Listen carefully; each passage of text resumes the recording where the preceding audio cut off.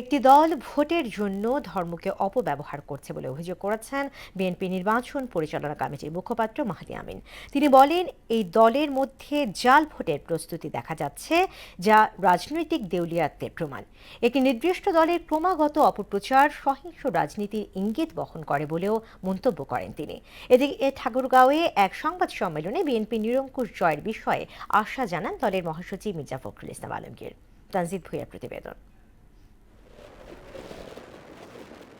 রাজধানীর গুলশানে বিএনপির নির্বাচন পরিচালনা কমিটির কার্যালয়ে সংবাদ সম্মেলন করেন মুখপাত্র মাহদী আমিন। বলেন, বিএনপি চেয়ারম্যানের জনসভায় মানুষের স্বতঃস্ফূর্ত অংশগ্রহণ বিবেচনায় জনসমর্থনের দিক দিয়ে তার দল সর্বোচ্চ পর্যায়ে রয়েছে। দেশি ও আন্তর্জাতিক গণমাধ্যমের ধারাবাহিক প্রতিবেদন, বিভিন্ন নির্ভরযোগ্য প্রতিষ্ঠান ও জরিপের ফলাফল, বিএনপি চেয়ারম্যান জনাব তারেক রহমানের নির্বাচনী জনসভায় স্বতঃস্ফূর্ত ও বিপুল উপস্থিতি এবং মাঠ পর্যায়ের বাস্তবতা সবকিছু মিলিয়ে এটি আজ স্পষ্ট যে জনসমর্থনের দিক থেকে বিএনপি সর্বোচ্চ পর্যায়ে রয়েছে। যদিও একটি রাজনৈতিক দলের বিরুদ্ধে নির্বাচন কেন্দ্রিক নানা অপকৌশলের অভিযোগ তুলে মাহদী আমিন বলেন, ওই দলটি জাল ভোটের প্রস্তুতির পাশাপাশি ভোট কেনার চেষ্টা করছে।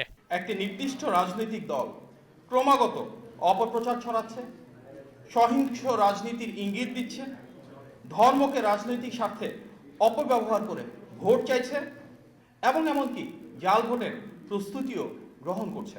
জনরায়ের শক্তির মুখে দাঁড়িয়ে এ ধরনের অপকৌশল তাদের রাজনৈতিক দেউলিয়াত্বের প্রমাণ।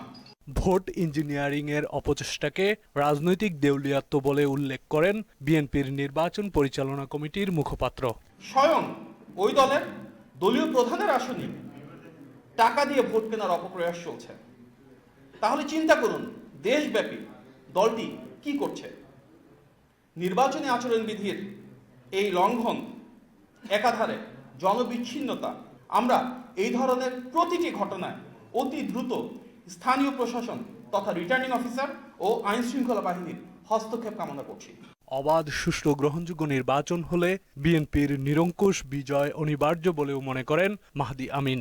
সারা দেশে বিএনপির পক্ষে যে গণজোয়ার সৃষ্টি হয়েছে, তাতে একটি অবাধ, সুষ্ঠু ও গ্রহণযোগ্য নির্বাচন হলে বিএনপির নিরঙ্কুশ বিজয় অনিবার্য ইনশাআল্লাহ। এদিকে ঠাকুরগাঁয়ের নিজ বাসভবনে ব্রিফিংয়ে বিএনপি মহাসচিব বলেন, এবার ইলেকশন ইঞ্জিনিয়ারিং এর কোনো সুযোগ নেই। সরকারি কর্মচারী, কর্মকর্তা তারা তাদের দায়িত্ব পালন করবেন। রাজনৈতিক মতামত অনেকেরই থাকতে পারে, কিন্তু যখন আপনার দায়িত্ব আসে সে দায়িত্ব পালন করতে আপনার সকলেরই উচিত হবে। নির্বাচনের মধ্য দিয়ে গণতন্ত্র ফিরিয়ে আনার প্রত্যাশাও জানান মির্জা ফখরুল। গণতন্ত্রের চর্চা করার সুযোগ সৃষ্টি হবে। তানজিদ ভুঁইয়া, মোহনা সংবাদ, ঢাকা।